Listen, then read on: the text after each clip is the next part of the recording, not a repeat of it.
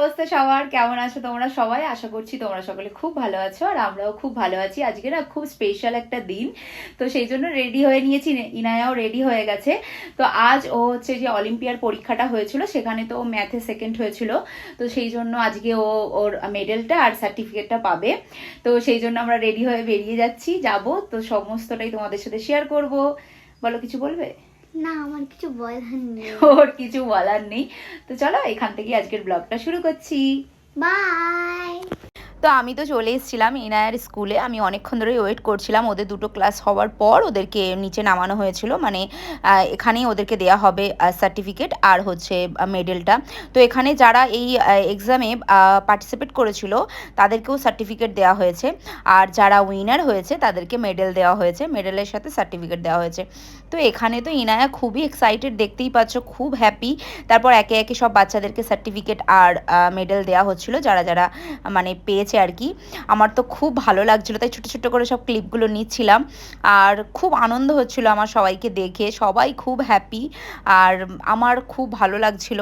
তারপর এখানে চলে এলো ইনায়ার পালা। তো ইনায়া তো খুব এক্সাইটেড, মানে এত লাফাচ্ছে, ও যে খুব হ্যাপি সেটা ওর মুখ দেখেই তোমরা বুঝতে পারছো।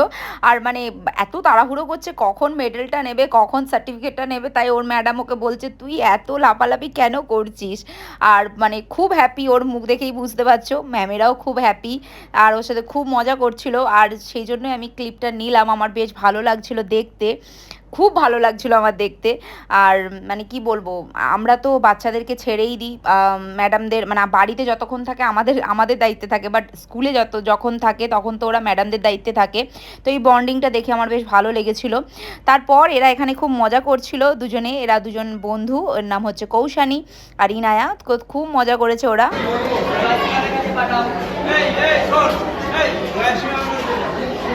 কেমন লাগছে তোমার? বলো, মুখে বলো কেমন লাগছে। সুন্দর লাগছে। কৌশানী কেমন লাগছে? কেমন লাগছে বলো, ভালো লাগছে?